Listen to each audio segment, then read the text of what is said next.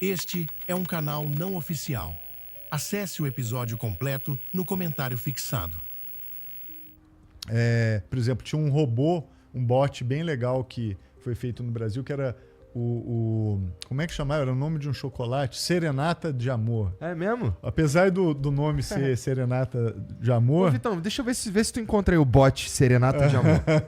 O que ele fazia? Ele analisava o orçamento público de Brasília e sempre que tinha um desvio, por exemplo, um deputado que fez uma viagem para Ceilândia e gastou 200 litros de gasolina. Ele falava, opa, tem uma coisa errada aqui. E ele tuitava, entendeu? Era um bot que ainda tinha um componente de automaticamente ele jogava aquela informação pública. Era isso aí mesmo, olha aí que legal. Inteligência artificial para controle social da administração pública. Exatamente, olha que legal. Isso é uma iniciativa privada? O Brasil, e aí eu já te digo qual que, na minha visão, deveria ser a visão brasileira. O Brasil deveria apostar a próxima pergunta. Desculpa, fiquei até emocionado, perdi as palavras. O Brasil tinha que apostar em inteligência artificial no modelo aberto, open source. O Brasil sempre foi muito bom em open source. Por 10 anos, eu frequentava o Fórum do Software Livre em Porto Alegre. Viam programadores do mundo inteiro de primeira linha, tá? Vários desenvolvedores de IA hoje de primeira linha vinham lá para Porto Alegre todo ano, tá? Para participar do Fórum do Software Livre. Por quê? Porque o Brasil tinha uma visão de que o software livre era aberto, era democrático, qualquer programador pode participar do desenvolvimento dele. E por aqueles anos de 2001 a 2012, o Brasil liderou globalmente os movimentos de software livre. A Mozilla vinha para cá, recrutava programador brasileiro. Era incrível, cara. E o que aconteceu com tudo isso? A gente abriu mão. A gente desistiu do software livre. E eu acho que está na hora de retomar isso a partir do contexto da inteligência artificial. Entendi. Bom, então interessante, cara, porque eu não esperava essa resposta, não. Eu achava que a gente fosse mais uma vez ficar na posição subserviente e tudo mais, aceitando que vocês estão dizendo que... Não, eu acho que vai ficar. Você acha? Eu acho que vai ficar. Eu gostaria que fosse pra não assim. Ficar. Não, eu sou um pessimista, você sabe. De fato. Eu sou completamente eu sou otimista. Então, mas é por otimista. isso que é interessante quando vem o Álvaro e alguém. Porque o alguém é legal, assim, o good vibes. Minha posição é sempre uma e merda. ele é bad trip. Mas eu tô brincando. Vai lá, fala aí. Mas é a grande verdade. Mas eu acho que o Álvaro concorda comigo aqui com várias eu coisas. concordo eu concordo que eu adoraria Você que fosse gostaria o caso. que fosse isso. Mas eu sou totalmente pessimista em Por tudo. quê? Porque eu sou vai passar a porra da lei e nós vamos se fuder? Vai passar o PL da IA na minha concepção. Ele tem tudo para passar, com poucas alterações do ponto de vista da remuneração do senhor Nilson, que tem um blog, e a proibição de armas autônomas, e que nesse sentido ele vai matar essa indústria. Assim, E do jeito que ele está hoje, ele mata o open source. mata o open source. A IA, ela é classificada a priori, né, em níveis de risco. Exato. Porra, se você tem um software open source... Ele é o altíssimo risco. Exatamente. Ele basicamente... Não é nem isso. Ele não tem um controle centralizado. Exato. E aí, como é que você faz o enforcement disso? Então, você vai ser ilegal na saída. Ele marginaliza o Aliás, open O source. que tá dando certo no Exatamente. mundo, a gente tá marginalizando. Um ponto muito importante. No AI Act, há uma menção explícita que tira o software livre do esquema. Aqui não há. Não há. Entendeu? Então... Copiamos de um jeito errado ainda. Não, o que passou na Coreia do Norte foi lá e... Tá aqui a cópia, tá aqui... Passa por esse tradutor aqui. E aí você usa do outro lado. Eu queria trazer uma provocação, pode? Pode. Uma coisa que eu tô pensando... Assim, você sabe como eu gosto dessas coisas de ser pessimista, se eu pudesse ser odiado, eu acho tudo isso divertido. Anti-humanista. Não, porque é uma coisa humanista. Eu falo anti-humanista. Tá. E é tudo no sentido mais carinhoso da coisa, que é trazer as questões difíceis, porque eu acho que elas que são as... Mas assim... As mais gostosas de trocar ideia também. Eu vou trazer aqui uma questão, tipo... Daí eu falo essas coisas, aí vem com umas coisas tão bizarras e cabeludas que o negócio a gente se esconde embaixo da mesa, né? É o espírito, por isso que é um podcast, né? Um programa da televisão. O Trump, pra mim, ele tem uma visão absolutamente equivocada da política, apesar dele ter uma visão certa, porque ele ganhou 2 vezes, então você não ganha 2 vezes se você não tiver uma visão de estratégia que funciona. Cara, os votos estão ali para contar essa história. Então calha a boca todo mundo que acha que a estratégia de marketing dele é ruim, de posicionamento, porque se fosse ele não ganhava. Essa vez ganhou de verdade. Mas a visão de política pode não caminhar junto com a estratégia de voto. E na visão de política, um elemento que eu acho particularmente desastroso é o Dodge, que é o modelo de corte dos custos na estrutura do Estado. Por que eu acho desastroso? Por 3 razões principais. A primeira razão... Essa é a agência do Elon Musk. Essa é a agência do Elon Musk. Primeira razão, que é a maior de todas. Os caras estão competindo cabeça a cabeça com a China. Mas que hora para cortar custo? Que hora ruim. Num país que tem muita grana. Entende? Espera um pouco. Corta daqui a pouco. É hora de investir. É o que tá todo mundo falando. Warren Buffett, qualquer um que se mostra também um grande vencedor. Tem bastante neurônio, tá falando isso. Então, a gente tem que escutar. Primeira coisa. A outra questão é que os cortes, eles, em geral, quando eles vão acontecer numa estrutura complexa como o funcionalismo, falando... Eu não sei se eu falei, mas eu sou funcionário público federal da meia-noite às 6 nas segundas. Eu sou professor da Unifesp. Opa! Sou nesse negócio desde 2010. Sou concursado, você sabe disso muito bem. Madrugada. Eu já fui professor da UERJ por muitos anos, mais de uma década. Fiz concurso e tudo isso. Assim. Disso, olha só. Exatamente. Pegou várias greves lá, não pegou não? Várias greves. É que a UERJ é estadual, né? Então, o meu nível de, vamos dizer, relação com a burocracia é mais profundo ainda, porque a burocracia do Rio de Janeiro... E eu sou 20 horas, faz muitos... Então, eu tô muito distante de tudo, assim, a não ser a pesquisa que mais me interessa e a docência no nível pontual. Mas, enfim, o ponto é, falando do ponto de vista do funcionalismo, ele é complexo no mundo inteiro e você precisa de estudo para cortar. Porque, por exemplo, você corta, você olha num lugar aqui, você fala, tem aquela pessoinha que tá ali naquela mesa. Você fala... A pessoa tá fazendo porra nenhuma, né? Vamos combinar que ela não faz nada? Vamos. Corta ela. Tipo, sabe aquele filme do Sacha Baron Cohen? Que ele faz assim, não? Aquela cena genial. Não, tá tudo bem, lógico. Só que aquela pessoinha que supostamente não faz nada, e eventualmente ela quase não faz nada, ela é a pessoinha que quando o sistema dá pau, ela é a única que sabe arrumar. Ela sabe onde tá a tabela do não sei o quê, que 3 vezes por ano elas salvam o negócio de parar e etc e tal. A gente sabe como é que é no funcionalismo. As coisas não são tão funcionais e racionais. Então você precisa de estudo. Esse é o segundo erro, que é a pressa na escolha. E o terceiro erro, que eu não vou dizer que é um erro puramente, vamos dizer, não vou dizer que é só um erro, mas é uma estratégia de marketing que eu acho que vai gerar backfire, vai dar errado, é você publicizar esse grande corte quando, na verdade, quando você vai olhar do ponto de vista do orçamento de várias... Por exemplo, só o que a Tesla tem de benefício fiscal dá muito mais do que aquilo, pelo menos é o que eu já li e escutei de pessoas que eu acho que falam seriamente sobre o assunto, dá mais do que aquilo que vai ser na prática cortado, tá? Então, os valores não são tão importantes assim. Então, é uma aposta de programa. Dito isso, existe um princípio que eu acho que é outro problema, outro problemão, um princípio perigoso, mas eu começo a me aproximar de alguma coisa, que é a tese que eles vão botar inteligência artificial para, enfim, preencher os buracos, tá bom? Tá. Dessas demissões todas. Tá. Esse princípio é uma merda, porque essas inteligências artificiais precisariam ter muita especificidade e treinamento. Agora, quando você olha numa jornada um pouco maior, esse não é um princípio ruim. Maior quanto tempo? Anos. Tá. Esse não é um princípio ruim. E aí, eu vou lançar aqui a semente da discórdia, de novo, para ser odiado pelos meus colegas, que é o seguinte, eu ando pensando muito que o pior programa do mundo, na atualidade, poderia servir de inspiração para um bom programa no Brasil. Aí, pô, daqui a pouco as pedras começam a cair. Mas é isso, entende? Mas faz sentido, né? Porque o Brasil tem uma ineficiência pública muito grande. Muito grande. E essa ineficiência, ela poderia ser reduzida com inteligência artificial. E eu acho que, assim, o ponto, assim, meu palpite é que o lugar central dessa ineficiência seria o judiciário. Já tem iniciativas, tá? De ler processo, mas não é disso que eu tô falando. Eu tô falando do administrativo judiciário. Tá. O administrativo, eu queria ouvir só para você que entende muito Sim, mais do administrativo sim, judiciário. isso. Mas eu acho que o administrativo judiciário é uma máquina totalmente enferrujada.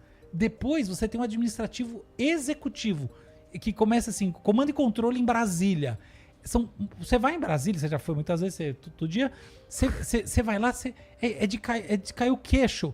A quantidade de gente para fazer a gestão de Brasília. Fala, se isso aqui fosse uma empresa, essa empresa podia fabricar o mundo. O que você fabrica? Eu fabrico o planeta Terra. Então, sabe aquela coisa que você vai ter o analista, aí o supervisor, aí o especialista, aí o gerente 2, o head, o diretor, o vice-presidente, o sei lá que...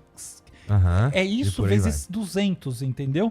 Essa estrutura em que a cadeia de comando e controle ela vai perdendo contato com o que está acontecendo, dada a complexidade, até porque esses cargos têm uma função política, é dela que eu estou falando. Eu acho que isso podia dar muita agilidade para muitos processos administrativos no Brasil, seria ótimo. Independentemente de a gente pensar em cortar custo ou não, eu nem acho que corta-se pouco custo. Mas esse é o elefante que eu queria... mais eficiente. Eu acho que assim, tem um lance importante falando da inteligência artificial no Brasil hoje em dia, que seria a eficiência do funcionalismo. Esse é o elefante na sala que eu queria saber o que você E aí, Ronaldão? Não.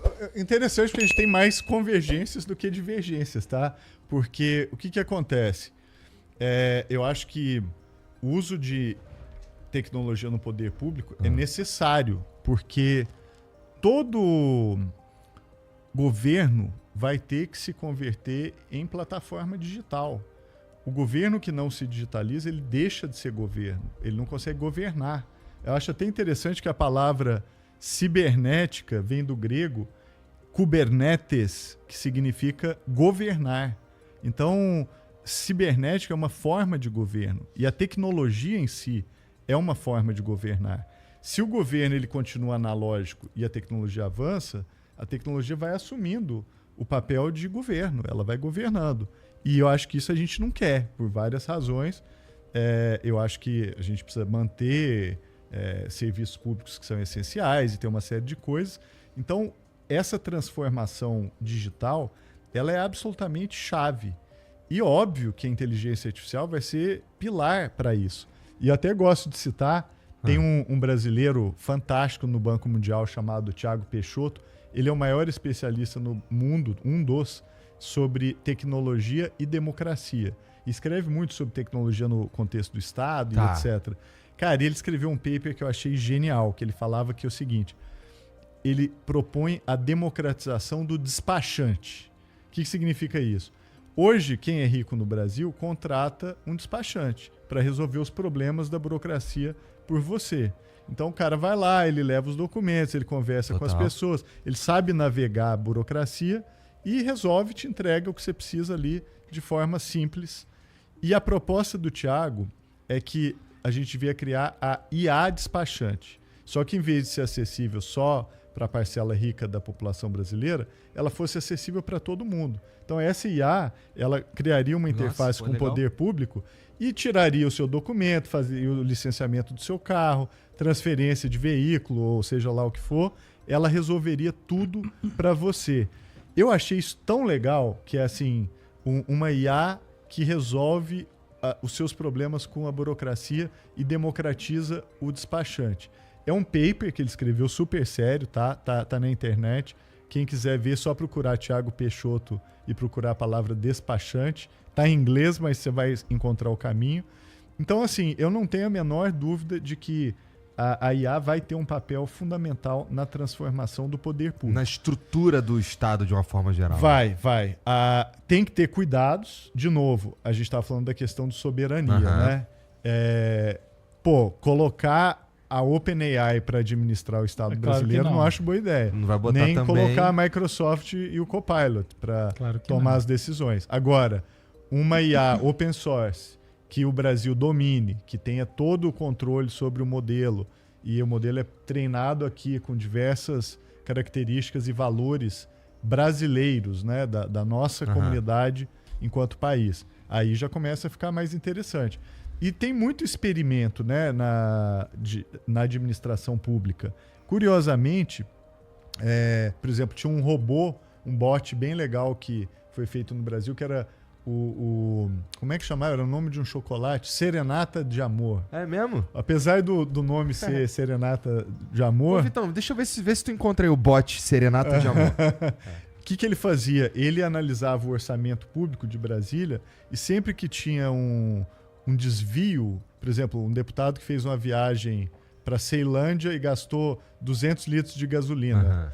Ele falava, opa, tem uma coisa errada aqui. E ele tuitava, entendeu? Era um bot que ele ainda tinha um componente de automaticamente ele jogava aquela informação pública. Era isso aí mesmo, olha que legal. Inteligência artificial para controle social da administração pública. Exatamente, olha que legal. Isso é uma iniciativa privada? É uma iniciativa privada. A galera construiu, como o orçamento é público, então você pega aquela base de dados gigantesca, coloca no modelo de IA e pede para ele procurar por anomalias.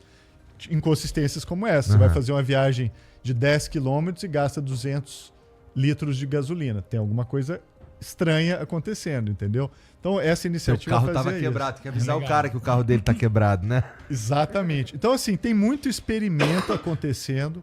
Até dentro do judiciário, eu vejo o judiciário como o lugar onde a IA pode florescer mais. E tem muita iniciativa nos tribunais regionais, por exemplo. Por que onde pode florescer mais? Porque o judiciário é, por excelência, o poder que lida com informação e com bases de dados muito volumosas, né? A quantidade de processos no Brasil é um negócio absurdo. Então, no judiciário, você tem dado suficiente para que uma IA faça a diferença. E é curioso, porque o judiciário ele é descentralizado, né? Cada estado tem a sua autonomia administrativa. E nos estados tem iniciativas interessantes. Por exemplo, no Tribunal de Justiça de Rondônia tem um projeto chamado Sinapse. Muito legal, um framework desenvolvido lá para o desenvolvimento de inteligência artificial no judiciário. Aí o CNJ, que é o Conselho Nacional de Justiça em Brasília, viu aquilo como uma boa prática, nacionalizou. Isso é outra coisa legal, porque o Brasil usa mal o seu federalismo, né? O federalismo, que é o fato da gente ter estados com algum grau de autonomia, poderia ser usado para experimentação, que é o que a China faz muito bem, né? Você vai para Shenzhen, Chongqing e outras cidades e fala, pô, os caras criaram uma zona econômica especial aqui para fazer tudo diferente. Algumas naufragaram, não deram nada, foram descontinuadas. Outras floresceram, como é o caso de Shenzhen, e viraram potências globais. Por exemplo, a BYD é de Shenzhen, né? Interessante. E a BYD surgiu a partir de um experimento desse. Legal. Que eles começaram a apostar em carro elétrico. O Estado começou a comprar táxi elétrico, ônibus elétrico. A BYD foi sustentada com compras públicas por mais de 10 anos. Até que ela então decolou e hoje, por exemplo, você anda no Brasil, você vê BYD em tudo quanto é lugar. Então, o Brasil, apesar de ser federalista, a gente usa muito mal o federalismo, porque basicamente todos os estados fazem a mesma coisa. E eu acho que no judiciário eu já encontrei alguns exemplos de alguns estados usando modelos de IA em lugares como Rondônia e desenvolvendo coisas super interessantes que depois são nacionalizadas. Tem algum lugar no mundo que já está indo por esse caminho de maneira mais... já está à frente? Uso de tecnologia tem. Mas assim, para isso. De IA no governo, Estônia, né? Eu acho que é o grande exemplo de estado que se digitalizou. A Índia, muito interessante, porque a Índia também digitalizou todo os serviços públicos, né? Criou uma identidade digital chamada Aadhaar. E a Índia é muito interessante porque o próximo passo da digitalização do serviço público lá é IA. E IA local. Lembrando que a Índia tem empresas gigantes como a Infosys, que estão desenvolvendo inteligências artificiais e a aposta da Índia é inteligência artificial, né? Eles querem competir. Eles não, diferente do Brasil, que a gente está sendo derrotado antes do jogo começar, a gente está dando WO, né, antes do jogo iniciar. Eles não, eles estão de peito aberto querendo transformar o país em competitivo em inteligência artificial. Vai, fala. Desculpa. Não. Eu ia falar que o mundo está seguindo nesse caminho de regulamentar as IAs. Como é que é lá na Índia, tu sabe? É o contrário do Brasil, é liberalismo, porque eles sacaram mesmo a questão. Né? Este é um canal não oficial. Acesse o episódio completo no comentário fixado. Se você gostou deste corte, aproveite para se inscrever no Pod Trechos. Deixe também seu like, sua inscrição e curta mais um corte.